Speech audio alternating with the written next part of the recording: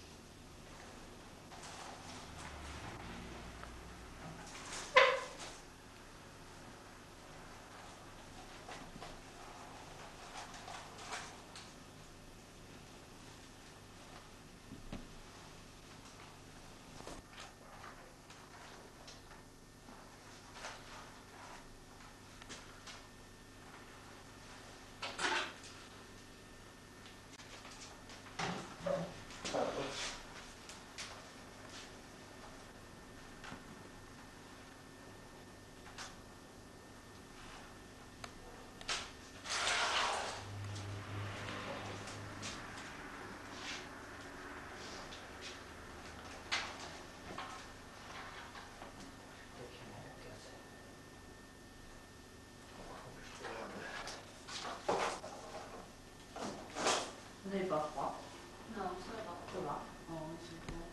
Oui, dès qu'il n'y a pas de soleil, on fait sous nuage et l'instant que c'est pas encore en verre. Non, ça va.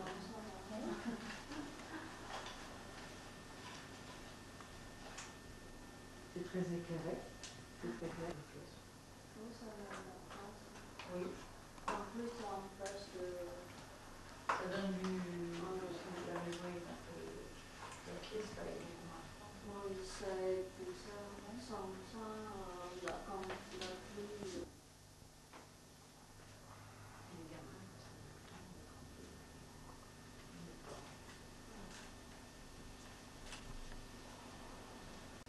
On appelait ça le cordon, Oui. ceux qui faisaient on appelait ça le cordon.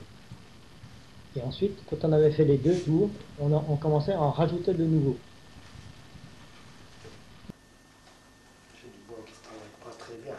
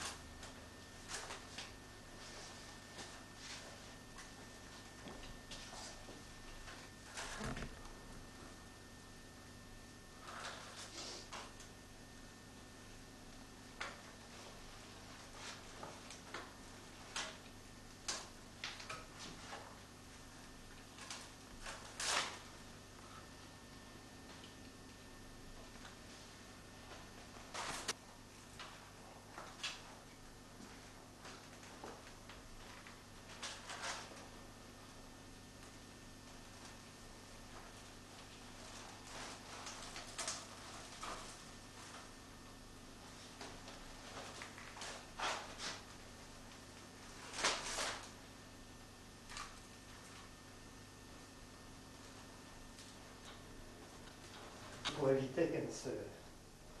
Sinon, ça va se lâcher.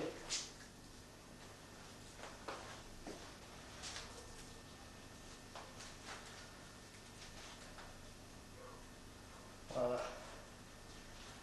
Et là, on l'enlève une fois, quand le deuxième tour est fait, on peut l'enlever, mais tout le monde ne le faisait pas. Hein. Il y avait des gens qui continuaient sur leur gabarit. Ouais, d'accord, hein. Moi, je l'ai enlevé, je ligaturais et tout, ça faisait comme une grande étoile. Voilà, voilà, oui, vous y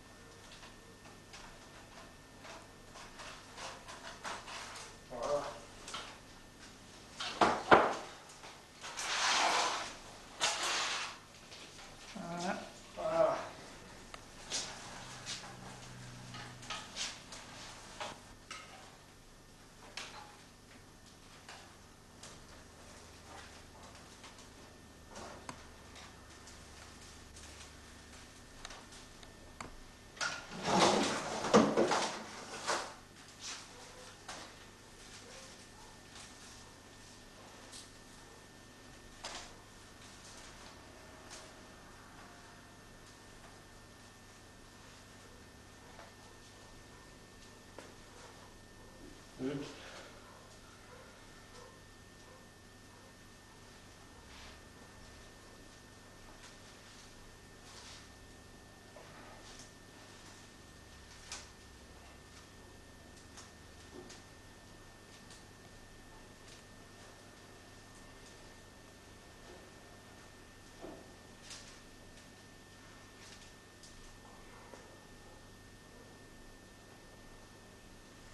Voilà.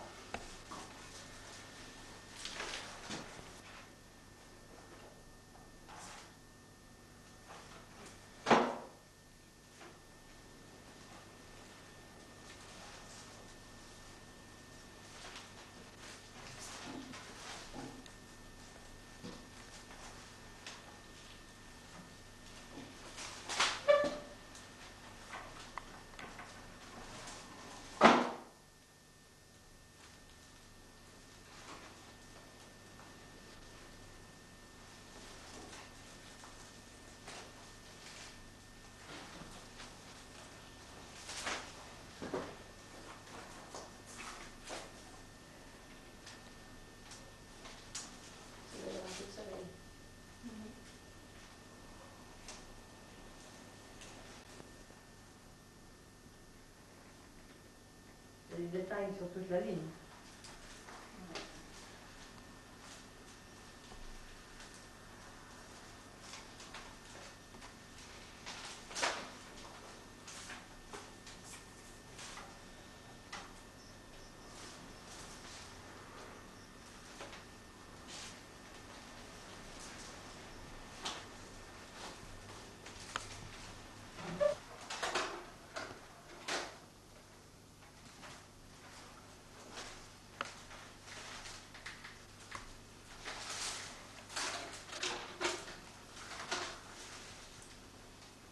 on fait 5 tours. Et là, donc vous, mètre croisé, ça veut dire que ça fait des zigzags comme ça. Ça fait, oui, des triangles ou des losanges, comme suivant la vision que vous avez dessus. À chaque fois, on inverse. Celui qu'on a pris en double, si vous voulez, on le reprend avec un autre. Et vous, vous le repris avec un autre. Ah ouais, d'accord, oui. Et vous, celui-ci est là. Donc, Il est pris avec celui-ci, mais ensuite, il sera repris avec son voisin. C'est le mètre croisé. alors qu'il y a le mètre droit où on les met droit comme ça. Droit.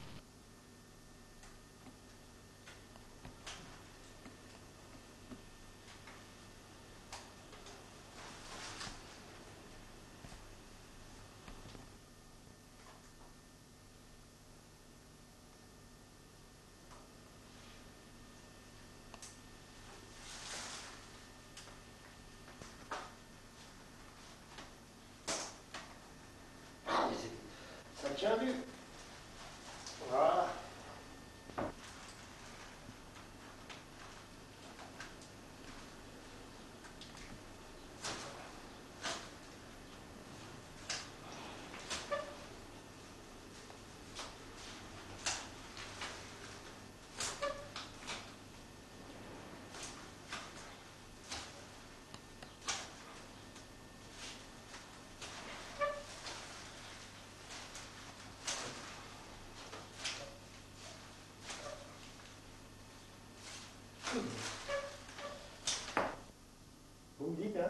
Oui, vous pouvez reprendre.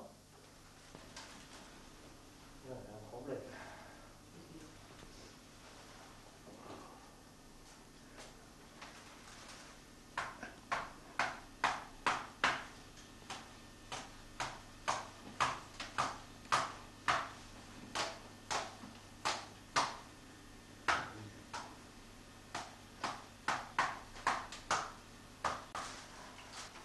Dernier épisode.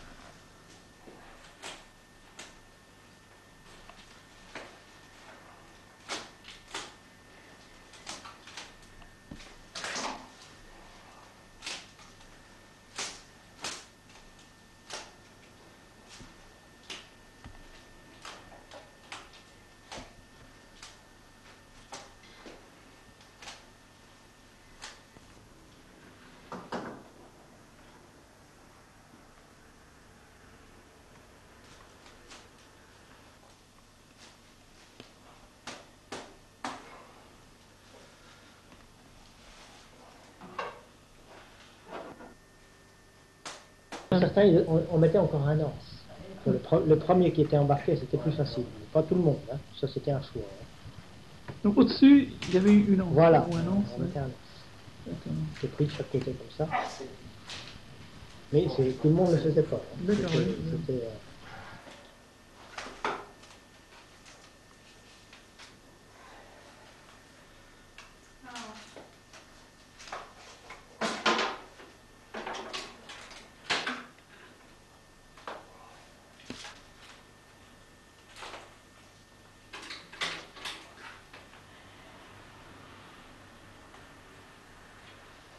Pour mouiller le casier, vous les accrochez, ils étaient accrochés deux par deux? deux par deux. On appelle ça une amarre. Donc il y avait un premier casier, ensuite On mettait environ 3 à 4 brasses, 4 brasses disons.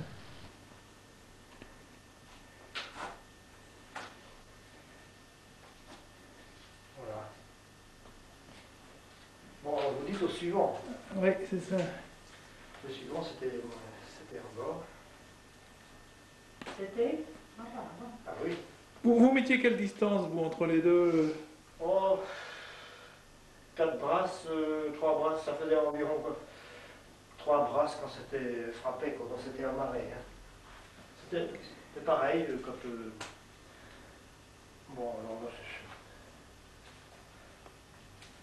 Là, vous le preniez au fond, là. Ah oui. Ah oui, là, il n'était pas...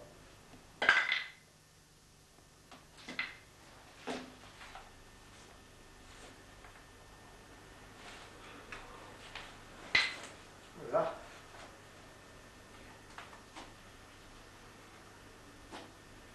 Vous pouvez même passer 2 fois. Hein. Oui, d'accord. Mais souvent une fois comme ça ne bougeait pas, c'était du... Et ensuite le rein, Lorrain. qui pouvait atteindre les 100 mètres suivant les fonds, hein, pour pêcher. Hein. Vous habillez des orins d'un seul bout ou en plusieurs bouts? Ah, c'était en plusieurs bouts. Au moins 3 à 4 bouts. Parce que il y en avait de 18 brasses, de 12 brasses, alors ce qui nous permettait de régler suivant la hauteur d'eau où on travaillait. Au début, quand on avait de la fibre naturelle, c'était 5, on mettait 5 bouts. C'était une boule Ça ira quand même. en verre, vous savez, les boules en verre, Oui. dans un litre environ, tous les 3 brasses et demi. Hein. 3 brasses, même 3 brasses. Hein. Parce que l'aura en fibre naturelle, comme on avait en Mali, quand on a eu la nouvelle, c'était pas le nylon, comment on appelle ça aussi, Le polyéthylène. l'éthylène, là, on a supprimé 2 boules, on en a plus que 3 sur la même distance. Toujours pareil, des 2 simples. Avant de le mettre à l'eau, vous le Et mouillez? voilà. Il fallait le lester. Le lester, oui. Voyez-vous toutes les pierres qui sont agarnies en par terre. Ah oui, d'accord, oui, c'était des restes. C'était des pierres qu'on attachait. On en mettait 2 ou 3 suivant. On commençait en novembre. Il y en avait pour jusqu'au mois de mars. Hein. Vous savez, quand on est arrivé à en faire 50 ou 60, une cinquantaine seulement dans la... Ah, bateau à voile surtout, quand on en avait 50, c'était tout, en pleine saison. Hein. À la voile 50. Ah oui.